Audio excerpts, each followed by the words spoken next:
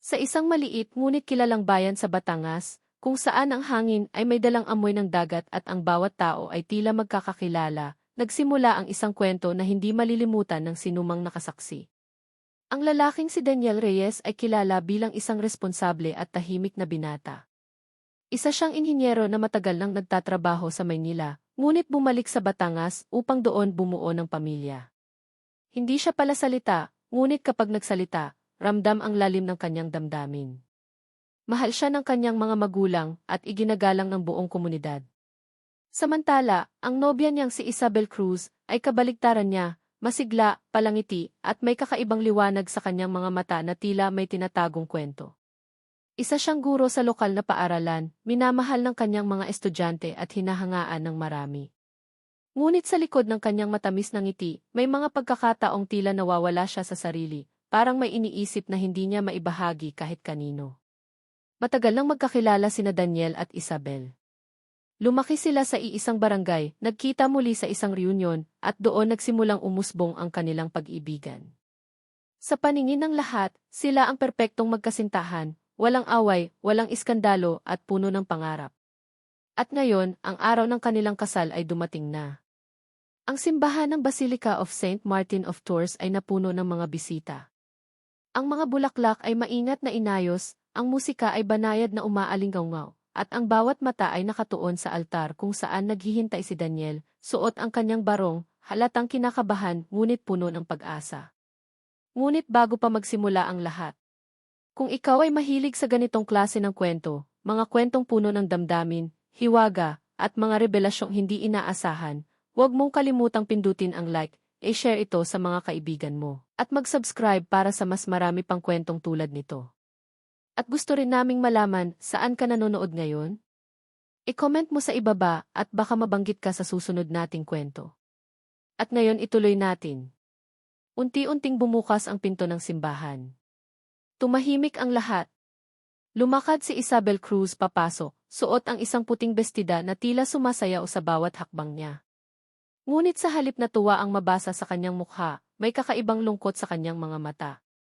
Napansin iyon ng ilang malalapit sa kanya, lalo na ng kanyang ina, na mahigpit ang pagkakahawak sa kanyang rosaryo. Habang papalapit siya sa altar, napansin ni Daniel ang kakaibang ekspresyon ni Isabel. Okay ka lang ba? Mahina niyang tanong nang tuluyang makalapit si Isabel. Ngumiti si Isabel ngunit hindi ito umabot sa kanyang mga mata. Daniel, mahina niyang sagot, kailangan kitang kausapin. Nagkatinginan ang pari at ang mga ninong at ninang. Bahagyang nagbulungan ang mga bisita. Pwede ba sandali lang, dagdag ni Isabel. Napakunot ang noo ni Daniel, ngunit tumango siya. Lumapit sila sa gilid ng altar, bahagyang nakatalikod sa mga tao. Ano yon? Tanong ni Daniel, halatang nag-aalala. Huminga ng malalim si Isabel. Nanginginig ang kanyang kamay. Hindi ko kayang ituloy ang kasal. Parang tumigil ang mundo. Ano, halos pabulong ngunit mariing tanong ni Daniel. Pasensya ka na pero hindi ko kayang magsinungaling sa iyo habang buhay. Unti-unting lumakas ang bulungan sa simbahan. May ilang nakatayo na, pilit inuunawa ang nangyayari. Anong sinasabi mo? Halos hindi makapaniwala si Daniel. Isabel, ngayon mo pa talaga sasabihin to. May tumulong luha sa mata ni Isabel. May hindi ka alam at kung itutuloy natin to, mas lalo kitang masasaktan. Napaatras si Daniel, tila binuhusan ng malamig na tubig. Mas masasaktan, ulit niya. Ano bang ginawa mo? Napapikit si Isabel, tila kinakalaban ang sarili. Sa likod, ang kanyang ama ay papalapit na, halatang galit at naguguluhan. Isabel, ano bang ginagawa mo? Sigaw nito. Ngunit hindi siya sumagot. Sa halip, tumingin siya kay Daniel, isang tingin na puno ng pagsisisi, takot at pagmamahal. Hindi ako yung taong iniisip mo, mahina niyang sabi. At doon nagsimulang magbago ang lahat. Sa gitna ng simbahan, sa harap ng Diyos at ng buong bayan, isang lihim ang malapit ng mabunyag, isang lihim na hindi lamang sisira sa isang kasal, kundi babago sa buhay ng lahat ng naroroon. At si Daniel hindi pa niya alam kung handa ba siyang marinig ang katotohanan.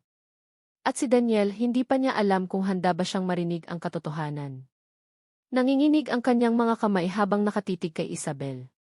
Sa buong buhay niya, sanay siyang kontrolado ang lahat, mga plano, mga desisyon, maging ang kanyang emosyon.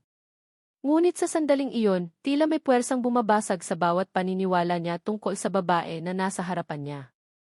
Sabihin mo na, Isabel, pilit niyang pinatatag ang boses niya, kahit ramdam na ramdam ang panginginig nito. Anong tinatago mo sakin? Huminga ng malalim si Isabel, parang pinipilit niyang mag-ipon ng lakas na matagal na niyang kinikimkim. Bago tayo nagkita ulit sa reunion, panimula niya, may nangyari sa buhay ko na hindi ko naayos na hindi ko kayang takasan. Tahimik ang buong simbahan. Kahit ang hangin ay tila tumigil sa paggalaw.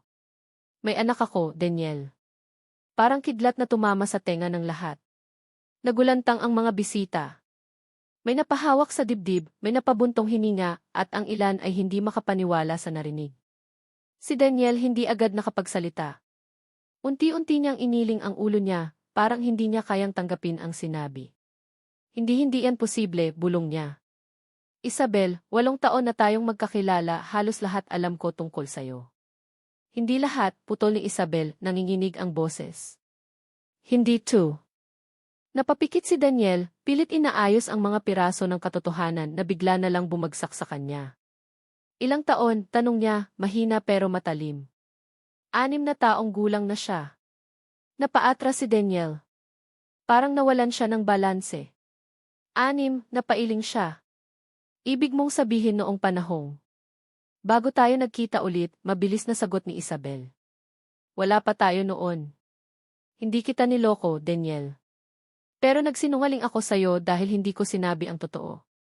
Bakit? Halos sigaw na ni Daniel, hindi na napigilan ang emosyon. Bakit mo tinago sa akin yan? Tumulo na ng tuluyan ang luha ni Isabel. Dahil natakot ako, sagot niya. Natakot ako na kapag nalaman mo iiwan mo ako. Na hindi mo matatanggap ang anak ko, na hindi mo matatanggap ang buong pagkatao ko. Sa likod nila, naririnig na ang bulungan ng mga tao. May anak pala di. Kaya pala di.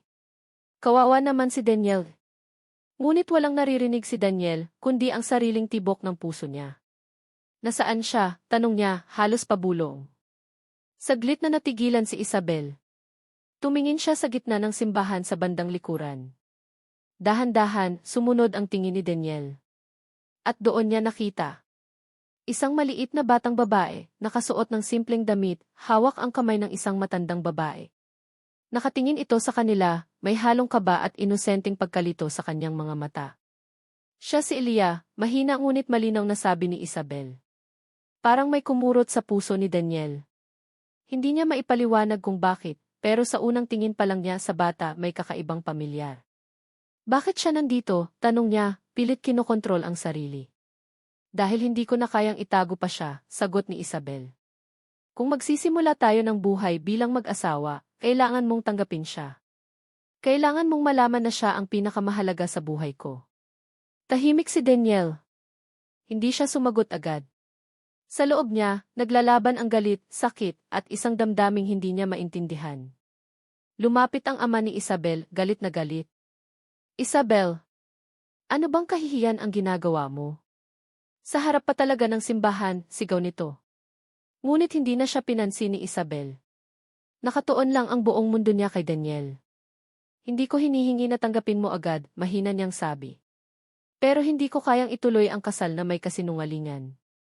Hindi kita kayang itali sa buhay na hindi mo pinili. Unti-unting napabuntong hininga si Daniel. Tumitig siya kay Isabel matagal. May ama ba ang bata? Tanong niya. Tahimik si Isabel. Isang katahimikan na mas mabigat pa kaysa sa anumang sagot. Dahan-dahang tumango si Isabel. Meron, sagot niya. Nasaan? Napayuko si Isabel. Hindi niya alam na may anak siya. Napakunot ang noo ni Daniel. Ano ibig mong sabihin? Tumingin si Isabel sa kanya, diretso sa mata. At hindi ko balak sabihin sa kanya. Bakit? Doon na tuluyang bumigay si Isabel. Dahil siya ay hindi na bahagi ng buhay ko, umiiyak niyang sigaw. At ayokong guluhin pa ang buhay niya. Ngunit hindi pa rin kumbinsido si Daniel. May kulang. May hindi pa nasasabi. Ramdam niya iyon. Isabel, dahan-dahan niyang sabi, hindi lang iyan ang dahilan. Napatingin si Isabel sa kanya. At sa sandaling iyon nabasa ni Daniel ang takot sa kanyang mga mata. Hindi lang simpleng takot na maiwan, kundi takot na may mas malalim, mas mabigat, mas madilim na pinanggagalingan. Ano pa ang hindi mo sinasabi? Tanong ni Daniel, halos pabulong. Nanlaki ang mga mata ni Isabel. At doon unti-unti niyang binuksan ang labi niya para sabihin ang isang katotohanang matagal na niyang kinatatakutan.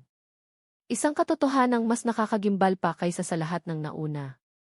At nang marinig iyon ni Daniel, parang tuluyang gumuho ang mundong pilit niyang binuo kasama si Isabel. At nang marinig iyon ni Daniel, parang tuluyang gumuho ang mundong pilit niyang binuo kasama si Isabel. Dahil ikaw ang ama ni Leah, Daniel. Hindi agad pumasok sa isip ni Daniel ang sinabi. Parang may bumara sa tenga niya. Anong? Mahina niyang tanong, halos walang boses. Nanginginig si Isabel habang nakatingin sa kanya, parang handa nang tanggapin ang galit na alam niyang darating. Ikaw, ulit niya, mas malinaw na ngayon. Ikaw ang ama ng anak ko. Parang may malakas na sumabog sa loob ni Daniel. Ano bang sinasabi mo? Bigla siyang napataas ang boses. Paano mangyayari yan? Wala tayong. Naputol siya. Dahil sa isip niya may isang alaala ang biglang sumingit. Isang gabing pilit niyang kinalimutan. Isang gabing hindi na nila napag-usapan muli. Hindi bulong niya, unti-unting nanlalamig ang katawan. Hindi pwede di. Napapikit siya at doon muling bumalik ang alaala. Yung reunion. Yung gabing parehong lasing sila. Yung gabing nag-usap sila ng matagal, tungkol sa mga pangarap, sa mga pagkukulang, sa mga pagkakataong pinalampas nila sa isa't isa noong kabataan nila. At yung gabing nawala ang pagitan nila.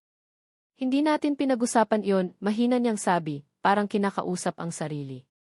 Dahil umalis ka kinabukasan, sagot ni Isabel, puno ng sakit ang boses. Hindi ka na nagparamdam pagkatapos noon. Akala ko napahawak si Daniel sa ulo niya. Akala ko wala lang yon, isang pagkakamali. Para sa'yo, mapait ng ngiti ni Isabel. Pero para sa akin doon nagsimula ang lahat. Napatingin muli si Daniel sa batang nasa likod. Si Leah. Biglang nag-iba ang tingin niya. Hindi na lang ito isang batang hindi niya kilala. Kundi isang batang may bahagi niya. Napaatras siya, parang hindi niya matanggap ang bigat ng katotohanan. Bakit ngayon mo lang sinabi? Tanong niya, puno ng hinanakit. Bakit hinintay mo pang umabot tayo sa puntong to? Dahil hindi ko rin alam kung paano, umiiyak na sagot ni Isabel. Sinubukan kong sabihin sa'yo noon, pero hindi ka na bumalik. Hindi ka na nagparamdam. At nang magkita tayo ulit natakot ako. Natakot? Natakot na kapag nalaman mo, iisipin mong sinadya ko. Naginamit kita. Napinilit kitang mapunta sa responsibilidad na hindi mo pinili. Napailing si Daniel, hindi makapaniwala. Pero ginawa mo pa rin, sagot niya, masakit ang boses. Pinili mong itago sakin. Pinili mong hayaan akong magmahal ng walang alam. Dahil mahal kita, agad na sagot ni Isabel. At ayokong mawala ka ulit. Pero nawala pa rin ako ngayon, putol ni Daniel. Tumahimik si Isabel. Walang maisagot. Dahil totoo. Sa gitna ng simbahan, sa harap ng lahat, naramdaman ni Daniel na hindi na niya kilala ang babaeng akala niya ay makakasama niya habang buhay. 6 na taon, bulong niya. 6 na taon mong itinago to sa akin. Tumingin siya kay Leah. Ang bata ay tahimik lang, hawak pa rin ang kamay ng matandang babae, ngunit ngayon tila may takot na rin sa kanyang mga mata. Alam ba niya? Tanong ni Daniel. Umiling si Isabel. Hindi. Ang alam niya wala siyang ama. Parang may tumusok sa puso ni Daniel. Hindi niya alam kung galit ba ang nangingibabaw, o awa o pagsisisi. Bakit hindi mo sinabi sa kanya? Tanong niya. Dahil ayokong bigyan siya ng pag-asa sa taong hindi ko alam kung tatanggap sa kanya, sagot ni Isabel. Ayokong maramdaman niya na hindi siya sapat. Tahimik ulit si Daniel. Ngunit ngayon mas mabigat ang katahimikan. Sa paligid nila, halos wala nang nag-uusap. Lahat ay nakatingin, nakikinig, hinihintay kung ano ang susunod na mangyayari. Lumapit ang ina ni Daniel, luhaan. Anak, mahina nitong sabi, totoo ba to? Hindi agad sumagot si Daniel. Hindi pa niya kayang kumpirmahin pero hindi rin niya kayang itanggi. Hindi ko alam, ibulong niya. At iyon ang pinakaunang pagkakataon sa buhay niya na naramdaman niyang wala siyang kontrol sa sitwasyon. Lumapit si Isabel, nanginginig. Hindi ko hinihingi na pakasalan mo ako dahil lang sa anak natin, sabi niya. Kung aalis ka ngayon, tatanggapin ko. Pero sana kahit papaano kilalanin mo siya. Napapikit si Daniel.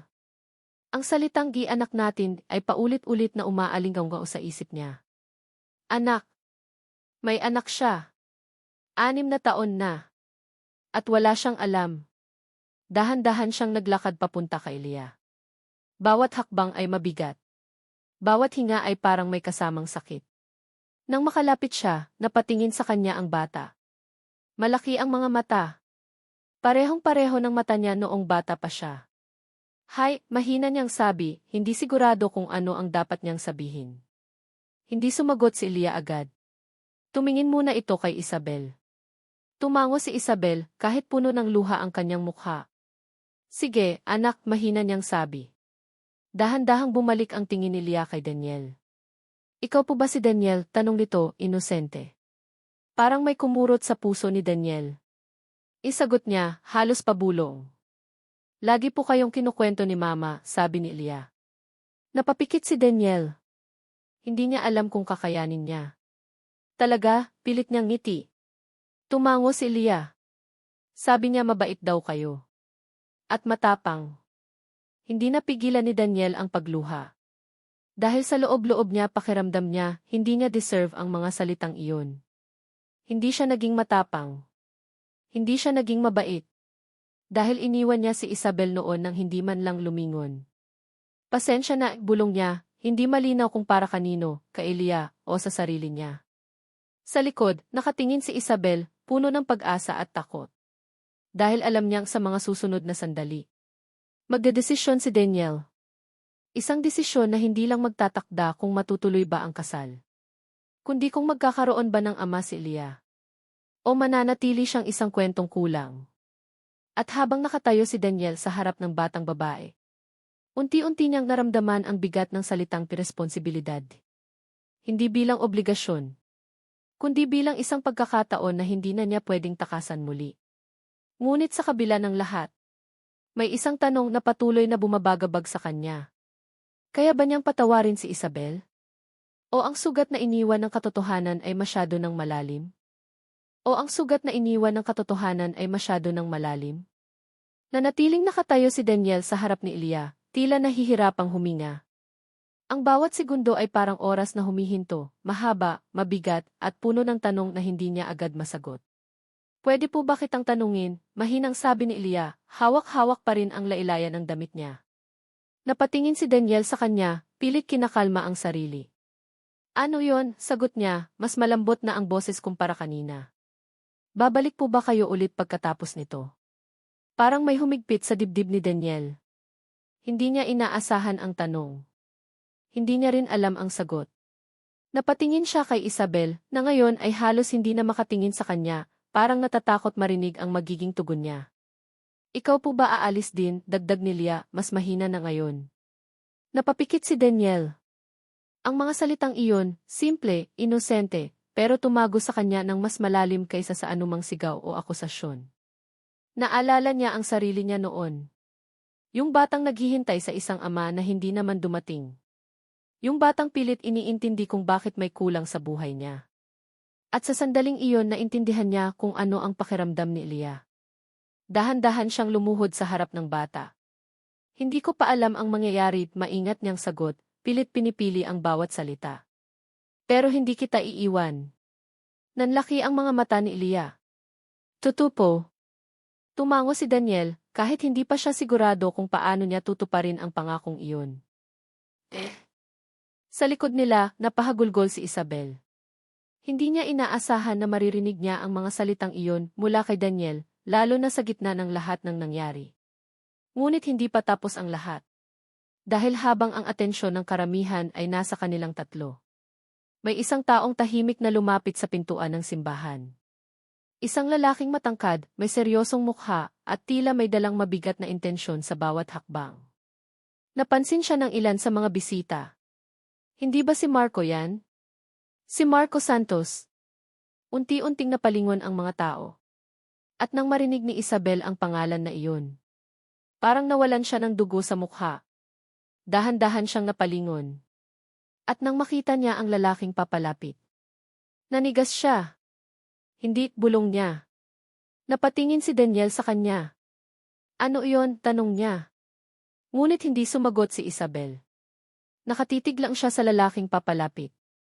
Siya, mahina niyang sabi, halos hindi marinig. Siya ang dahilan kung bakit ako natakot. Napakunot ang noo ni Daniel. Anong ibig mong sabihin? Ngunit bago pa siya makakuha ng sagot, lumapit na ang lalaki. Diretso. Walang pag-aalinlangan. At tumigil siya ilang hakbang mula sa kanila. Tama na tong drama na to, malamig na sabi ng lalaki. Tumahimik ang buong simbahan.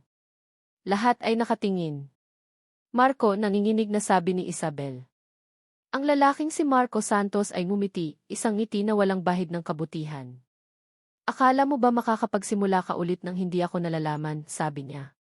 Lumapit si Daniel, otomatikong humarang sa pagitan nila. Sino ka? Tanong niya, matalim ang tingin. Hindi agad sumagot si Marco. Sa halip, tumingin muna siya kay Lia. At doon nagbago ang ekspresyon niya. Isang sandaling katahimikan.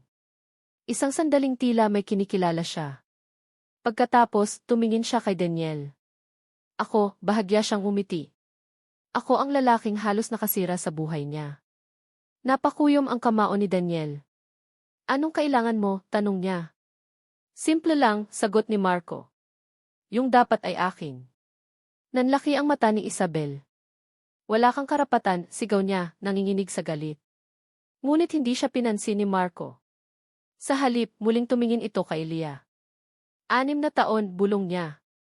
Ganito na pala siya kalaki. Napahigpit ang hawak ni Daniel sa balikat ni Lia, parang protektahan ito. Lumayo ka sa bata, babala niya. Ngunit mumiti lang si Marco. Bata, ulit niya. Hindi mo ba alam? Tumigil ang mundo ni Daniel. Alam ang alin, tanong niya, mabigat ang boses. Tumingin si Marco kay Isabel. At sa isang iglap, nabasa ni Daniel ang takot na matagal ng kinikimkim ni Isabel. Isang takot na mas malalim pa sa sikreto nila ni Lia. At sa wakas, sabi ni Marco, dahan-dahan, lalabas na rin ang totoo. Napayuko si Isabel, tuluyang bumigay ang kanyang mga tuhod. Wag, umiiyak niyang pakiusap. Marco, please wag mong gawin to di. Ngunit huli na. Dahil si Marco ay may dalang katotohanan na kayang sirain ang natitirang pag-asa sa loob ng simbahan. At si Daniel ay muling haharap sa isang revelasyon na magpapabago sa lahat ng alam niya. Hindi lang tungkol kay Isabel, kundi pati na rin sa batang unti-unti na niyang tinatanggap bilang sarili niyang anak. At si Daniel ay muling haharap sa isang revelasyon na magpapabago sa lahat ng alam niya, hindi lang tungkol kay Isabel, kundi pati na rin sa batang unti-unti na niyang tinatanggap bilang sarili niyang anak. Sabihin mo, matigas na sabi ni Daniel, hindi inaalis ang tingin kay Marco. Anong gusto mong palabasin? Ngumiti si Marco, dahan-dahan, parang ninanamnam ang bawat segundo ng tensyon sa loob ng simbahan. Hindi ba't sinabi niya sa'yo na ikaw ang ama? Tanong niya, may halong pangungutya. Napakuyom ang kamao ni Daniel. At anong pakialam mo doon? Bahagyang tumawa si Marco. Hindi malakas, pero sapat para maramdaman ng lahat ang lamig nito. Kasi hindi siya sigurado. Parang may sumabog ulit sa dibdib ni Daniel. Ano, halos hindi niya marinig ang sarili niyang boses. Dahan-dahang tumingin si Daniel kay Isabel. Nanatili itong nakayuko, umiiyak, nanginginig ang buong katawan. Isabel, mahina ngunit mariing tawag ni Daniel. Ano to? Walang sagot. Isabel, mas malakas na ngayon. Doon lang unti-unting tumingin si Isabel sa kanya, mga matang puno ng guilt, takot at pagsisisi. Hindi ko sigurado, halos hindi niya mabigkas. Napaatras si Daniel, parang sinampal ng katotohanan. Hindi ka sigurado, ulit niya, nanginginig. Ibig mong sabihin may posibilidad na. Ako ang ama, putol ni Marco, diretso at walang emosyon. Napatigil ang lahat. Si Elia, napatingin kay Isabel, hindi na maintindihan ang nangyayari.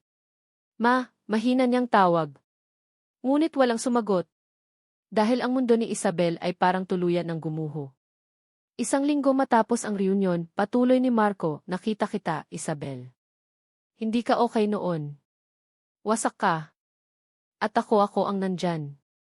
Tumigil ka, sigaw ni Isabel, pero walang lakas ang boses niya. Bakit? Malamig na sagot ni Marco. Hindi ba totoo to?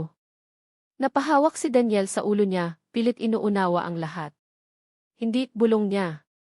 Hindi pwedeng ganito di. Tumingin siya kay Isabel, halos nagmamakaawa. Sabihin mo na hindi to totoo.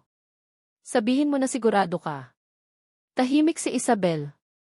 At ang katahimikang iyon ang siyang sumagot sa lahat. Napapikit si Daniel at isang luha ang tuluyang pumatak mula sa kanyang mata. 6 na taon, bulong niya. 6 na taon mong itinago pati ito. Hindi ko alam kung paano haharapin, umiiyak na sagot ni Isabel. Hindi ko alam kung kanino siya pero nang makita kita ulit, Daniel, gusto kong maniwala na ikaw ang ama niya. Gusto kong maniwala na may pagkakataon pa tayo. Gusto mong maniwala, mapait na ulit ni Daniel. Pero hindi ka sigurado. Walang maisagot si Isabel. Dahil iyon ang pinakamasakit na katotohanan. Lumapit si Marco, mas lalong naging seryoso ang mukha. Hindi ako pumunta dito para manggulo, sabi niya. Pumunta ako dahil karapatan kong malaman kung may anak ako. 6 na taon kang nawala, galit na sigaw ni Isabel. Wala kang karapatang bumalik ngayon. Hindi ako nawala, sagot ni Marco, malamig. Ikaw ang hindi nagsabi. Tahimik ang lahat. Ang simbahan na kanina ay puno ng saya ngayon ay puno ng sakit, galit at mga tanong na walang kasiguraduhan. Tumingin si Daniel kay Leah. Ang bata ay nakatayo lang, nalilito, natatakot. Mabakit po sila nag-aaway? Tanong niya, nanginginig na ang boses. Parang nadurog ang puso ni Daniel. Lumuhod siya muli sa harap ni Leah. Hey, mahina niyang sabi. Okay lang, nandito lang ako. Ngunit sa loob-loob niya. Hindi na siya sigurado kung ano pa ang totoo. At kapag lumabas iyon, hindi lang puso ang masisira, kundi pati ang tiwala na halos imposible nang buuin muli. Tahimik ang buong simbahan. Walang gumagalaw. Walang nagsasalita. Para bang lahat ay naghihintay kung sino ang unang bibigay sa bigat ng sitwasyon. Si Isabel ay nakaupo na sa sahig, tuluyang nawala ng lakas. Ang kanyang mga kamay ay nanginginig at ang kanyang mga mata ay namumugto sa kakaiyak. Sa bawat paghinga niya, parang may kasamang kirot na hindi na niya kayang itago. Si Daniel naman ay nakatayo, ngunit tila wala sa sarili. Ang mga mata niya ay nakatitig sa kawalan, parang pilit inuunawa kung paano umabot sa ganito ang lahat. At si Marco nananatiling kalmado. Parang sanay sa gulo. Parang hindi ito ang unang pagkakataon na may nasasaktan dahil sa kanya. Hindi na dapat pinatagal pa to, malamig niyang sabi. Kung noon pa sinabi mo na, hindi na sana tayo ganito ngayon. Wala kang karapatan magsalita ng ganyan, mahina pero matigas na sagot ni Isabel. Hindi mo alam ang pinagdaanan ko. Hindi ko alam, bahagyang natawa si Marco. Ako ang kasama mo noong panahong iyon, Isabel. Nakita ko kung gaano ka kawasak. Biglang napatingin si Daniel sa kanya. Anong ibig mong sabihin? Tanong niya. Saglit na natigilan si Marco pero hindi na siya umatras. Hindi ba niya sinabi sa'yo? Tanong niya, tumingin kay Isabel. Marco, tama na ipakiusap ni Isabel, halos pabulong. Ngunit hindi na siya pinansin. Yung gabing yon, patuloy ni Marco, hindi lang basta pagkakamali. Napakunot ang noo ni Daniel. Ano bang nangyari? Mas mariin na ang tanong niya ngayon. Tahimik si Isabel. At ang katahimikang iyon ay muling nagsilbing kumpirmasyon. Nasaktan siya, diretso na sagot ni Marco. Hindi lang emosyonal kundi pisikal. Nanlaki ang mata ni Daniel. Ano, halos pasigaw. Napayuko si Isabel, umiiyak. Hindi ko ginusto, bulong niya, halos hindi marinig. Biglang tumalim ang tingin ni Daniel kay Marco. Anong ginawa mo? Malamig niyang tanong. Saglit na natahimik si Marco. Sa unang pagkakataon may bahid ng kaba ang kanyang mukha. Hindi ko siya pinilit, mabilis niyang sagot. Pareho kaming lasing. Tumigil ka, sigaw ni Daniel, nanginginig sa galit. Lumapit siya kay Marco, halos hindi na mapigilan ang sarili. Sinaktan mo siya, madiin niyang tanong. Walang sumagot agad. At doon, Naintindihan ni Daniel ang lahat. Yung takot ni Isabel. Yung katahimikan niya sa loob ng 6 na taon. Yung pag-iwas niya sa katotohanan. Hindi mo man lang sinabi sakin, mahina niyang sabi, tumingin kay Isabel. Paano ko sasabihin, umiiyak niyang sagot. Paano ko sasabihin na hindi ko alam kung alin sa 2 gabing iyon ang nagdala kay Elia sa buhay ko? Parang gumuho ulit ang mundo ni Daniel. Hindi na lang ito tungkol sa kasinungalingan. Hindi na lang ito tungkol sa pagtatago. Kundi tungkol sa sakit na matagal ang dinadala ni Isabel mag-isa. Tapos ngayon babalik siya, mapait na sabi ni Isabel, tumingin kay Marco. Parang walang nangyari. Tahimik si Marco. Ngunit hindi na niya kayang itago ang bigat ng sitwasyon. Karapatan kong malaman, ulit niya, pero ngayon hindi na kasing tapang ng kanina. Karapatan, ulit ni Daniel, puno ng galit. Matapos mong gawin yon sa kanya? Walang sumagot. Dahil sa wakas, lumabas na ang katotohanang matagal nang tinatago. Ang simbahan ay hindi na lugar ng kasal. Isa na itong saksi sa isang sugat na 6 na taon nang hindi naghihilom. Dahan-dahang lumapit si Daniel kay Isabel. Hindi na galit ang nasa mata niya, kundi lungkot at pag-unawa. Bakit hindi mo sinabi sa akin noon? Tanong niya, mahina. Dahil ayokong maalala, sagot ni Isabel.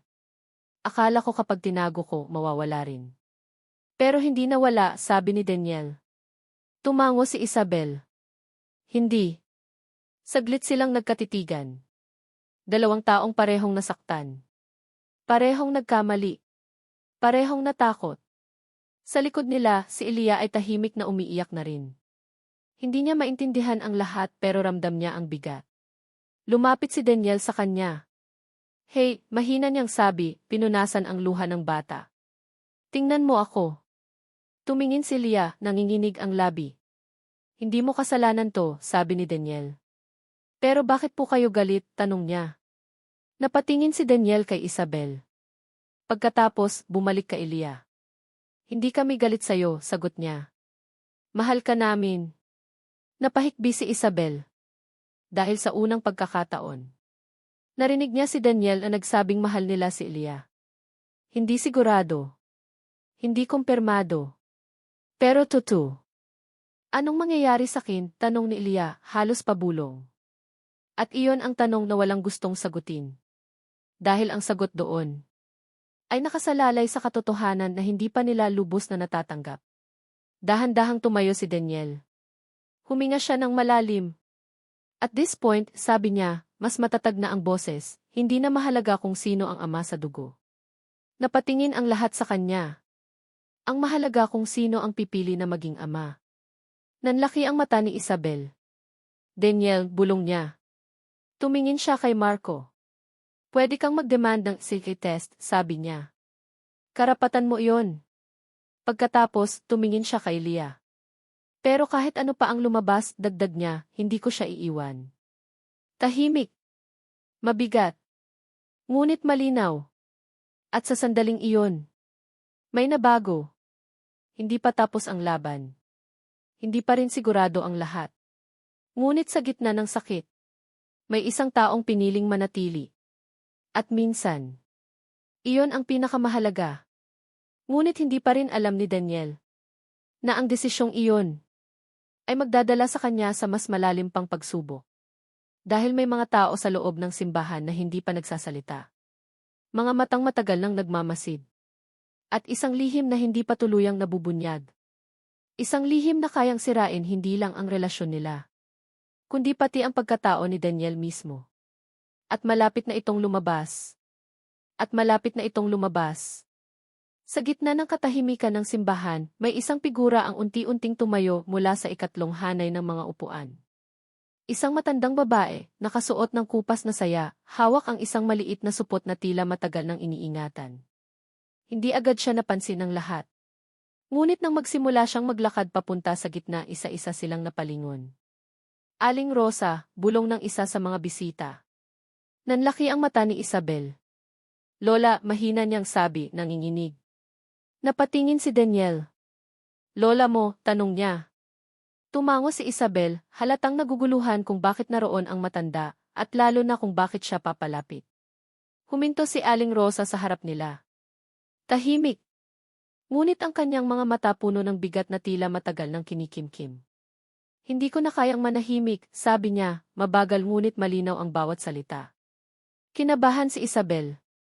Lola, wag na po, pakiusap niya, halos pabulong. Pero umiling ang matanda. Matagal na akong nanahimik para protektahan ka, sagot niya. Pero ngayon may batang nadadamay. At hindi na tama yon. Napatingin si Daniel kay Isabel. Ano to? Tanong niya. Ngunit hindi na si Isabel ang sumagot, kundi si Aling Rosa. Hindi lang dalawang lalaki ang posibleng ama ng batang iyan, sabi niya. Parang biglang nawala ang hangin sa loob ng simbahan. Ano, sabay-sabay na bulalas ng ilan. Nanlaki ang mata ni Daniel. Anong ibig mong sabihin? Tanong niya, halos hindi makapaniwala. Tumingin si Aling Rosa kay Isabel, isang tingin na puno ng sakit, pero may halong determinasyon. Sabihin mo sa kanya, utos niya. Ngunit hindi makapagsalita si Isabel. Tuluyan na siyang bumagsak sa upuan, hawak ang ulo, umiiyak ng tahimik. Hindi ko kaya, bulong niya. Napapikit si Aling Rosa. At siya na ang nagsalita. May isa pang gabi, sabi niya. Isang gabing halos hindi na niya maalala. Napakunot ang noo ni Daniel. Anong gabi? Tanong niya. Yung gabi matapos ang insidente nila ni Marco, sagot ng matanda. Dinala ko siya sa isang klinika dahil duguan siya at halos wala sa sarili. Nanlaki ang mata ni Daniel. At sa gilid na paatras si Marco. Hindi to kailangan, biglang sabi ni Marco, pero pinutol siya ng matanda. Tumahimik ka, mariing sabi ni Aling Rosa. Tahimik si Marco. Sa unang pagkakataon wala siyang masabi. Sa klinikang yon, patuloy ng matanda, may isang lalaking tumulong sa amin. Napatingin si Daniel. Doktor, tanong niya. Umiling si Aling Rosa. Hindi. Isang mahabang katahimikan. At ang lalaking yon, dahan-dahan niyang sinabi, ay hindi na namin nakita ulit pagkatapos. Anong ibig mong sabihin? Halos pabulong na tanong ni Daniel, pero ramdam ang takot sa boses niya. Huminga ng malalim si Aling Rosa. At may posibilidad, sabi niya, na siya rin ang ama ng bata. Parang gumuho ang lahat. Tatlong posibilidad. Tatlong lalaking maaaring ama ni Ilia. Si Daniel. Si Marco. At isang lalaking hindi man lang nila kilala. Napaatras si Daniel, halos mawala ng balanse. Hindi na to tama, bulong niya. Lumapit si Isabel, umiiyak. Hindi ko na maalala lahat, sabi niya. Lasing ako sugatan, hindi ko alam kung ano na ang nangyayari. Napahawak si Daniel sa ulo niya. Diyos ko, bulong niya. Tumingin siya kay Lia. Ang batang kanina lang ay nagsisimulang makaramdam ng pag-asa. Ngayon ay nakatayo, nanginginig, nalilito, at unti-unting naunawaan na may mali. Mahina niyang tawag. Agad lumapit si Isabel sa kanya at niyakap siya ng mahigpit. Sorry, anak, ipaulit-ulit niyang sabi habang umiiyak. Sa gilid, si Daniel ay hindi na makagalaw. Ang desisyong akala niya ay malinaw na. Biglang naging masalimuot. Hindi lang ito usapin ng pagiging ama. Kundi usapin ng katotohanan, trauma at isang nakaraan na hindi na nila mababago. Lumapit si Marco, tahimik na ngayon. Kung ganito, sabi niya, lalo nating kailangan ang test. Ngunit hindi na agad sumagot si Daniel. Dahil sa loob niya, may isang bagay ang nagsimulang magbago. Hindi na lang ito tungkol sa dugo. Hindi na lang ito tungkol sa katotohanan. Kundi tungkol sa kung paano niya haharapin ang isang batang walang kasiguraduhan. At isang babaeng wasak na sa sariling alaala. Tumingin siya kay Isabel. Pagkatapos kay Lia. At sa unang pagkakataon, hindi na galit ang nangingibabaw sa kanya. Kundi awa. At isang tanong na mas mabigat kaysa sa lahat. Kung hindi siya ang ama, mananatili pa rin ba siya? Ngunit bago pa siya makasagot sa tanong na iyon, may isang lalaking biglang nagsalita mula sa likuran ng simbahan. Isang boses na hindi nila inaasahan. Hindi na kailangan ng hulaan. Tumahimik ang lahat. Unti-unting napalingon ang mga tao. At sa pintuan ng simbahan, may isang lalaking nakatayo. Pagod. Marumi ang damit. At tila may dalang isang katotohanang matagal na niyang tinakasan. At alam ko, dagdag niya, kung sino ang ama. Nanlaki ang mata ni Aling Rosa. At si Isabel. Parang nawala ng hininga. Dahil kilala niya ang boses na iyon. Isang boses mula sa nakaraan. Na akala niya ay hindi na babalik. At huli na ang lahat, mahina niyang bulong. Ngunit mali siya. Dahil ang totoong laban ay ngayon palang magsisimula. Ngunit mali siya. Dahil ang totoong laban ay ngayon palang magsisimula. Unti-unting naglakad papasok ang lalaki mula sa pintuan ng simbahan. Mabagal ang kanyang mga hakbang, ngunit ramdam ng lahat ang bigat ng bawat paglapit niya. Ang kanyang mukha ay pagod, tila matagal nang dinadala ang isang lihim na hindi niya kayang ibahagi hanggang ngayon. At alam ko kung sino ang ama. Tahimik ang buong simbahan. Walang gumalaw. Walang huminga ng malalim. Para bang ang mundo ay nakasabit sa susunod niyang sasabihin. Rafael, nanginginig na sabi ni Isabel. Nanlaki ang mata ni Daniel. Kilala mo siya, tanong niya. Tumango si Isabel, halos hindi na makatingin. Siya yung lalaking nasa klinika, bulong niya. Napatingin si Daniel kay Rafael. At ikaw, tanong niya. Anong alam mo? Huminto si Rafael ilang hakbang mula sa kanila. Tumingin siya kay Lia, isang mahabang tingin, puno ng emosyon na hindi agad mabasa. Hindi ako sigurado noon, sabi niya. Pero hindi ako umalis dahil wala akong pakialam, umalis ako dahil natakot ako. Natakot, ulit ni Daniel. Sagot ni Rafael. Dahil nakita ko kung anong nangyari sa kanya. At alam kong kung magsasalita ako, lalo ko lang guguluhin ang lahat. Pero bumalik ka ngayon, sabi ni Daniel, masinsin ang tingin. Dahil may batang nadadamay, sagot ni Rafael. At hindi ko na kayang manahimik. Tumahimik si Isabel, luha ang nakatingin sa kanya. May ginawa ka bang hindi ko alam, tanong niya, halos pabulong. Napapikit si Rafael. At iyon ang pinakamahirap kong aaminin, sabi niya. Lalong bumigat ang hangin. Hindi ko siya sinaktan, mabilis niyang dagdag. Pero nung gabing iyon hindi siya nasa tamang kondisyon para magdesisyon. At ako naging mahina rin ako. Parang tinanggalan ng lakas ang mga tuhod ni Isabel. Napahawak siya kay Lia, pilit pinipigilan ang sarili. Ibig mong sabihin nanginginig ang boses ni Daniel, may posibilidad na. Sagot ni Rafael. Na ako ang ama. 3 lalaki. 1 bata. Isang katotohanang hindi kayang takasan. Tahimik si Daniel. Hindi na siya nagalit. Hindi na siya sumigaw. Sa halip tumingin siya kay Lia. Ang bata ngayon ay nakatingin sa kanilang lahat, takot, nalilito, at naghahanap ng sagot na kahit sila ay hindi maibigay. Mahina niyang sabi. Lumuhod si Isabel sa harap niya. Anak, umiiyak niyang sagot. Sino po ang papa ko? Ang tanong na iyon. Ang siyang tumapos sa lahat ng ilusyon. Walang makasagot. Dahil ang totoo. Hindi nila alam. At baka hindi na rin mahalaga. Dahan-dahang lumapit si Daniel. Lumuhod siya sa tabi ni Isabel at ni Lia.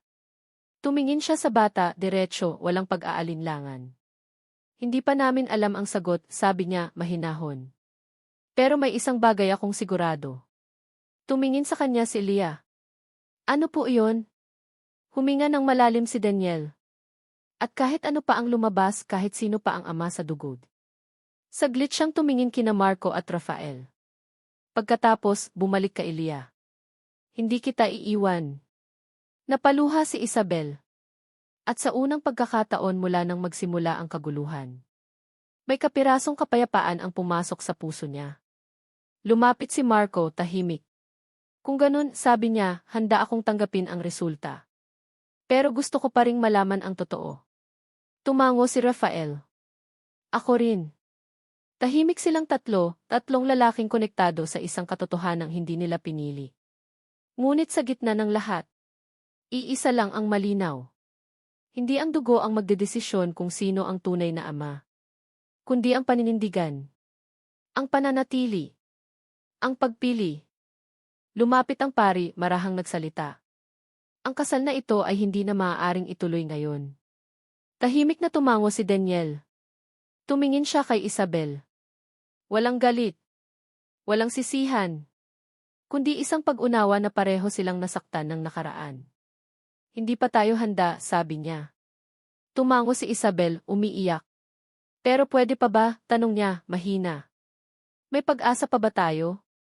Matagal na tumingin si Daniel sa kanya. Pagkatapos, bahagya siyang ngumiti. Hindi ko alam, sagot niya. Pero handa akong subukan kung handa ka ring harapin ang lahat, wala nang itatago. Tumango si Isabel. Wala na. Sa likod nila, ang mga bisita ay tahimik na nagsimulang umalis. Walang kasal na nangyari. Ngunit may mas mahalagang bagay ang nabuo. Ang katotohanan. At sa gitna ng wasak na plano, sirang tiwala at masalimuot na nakaraan. May isang batang nagsilbing dahilan para magpatuloy.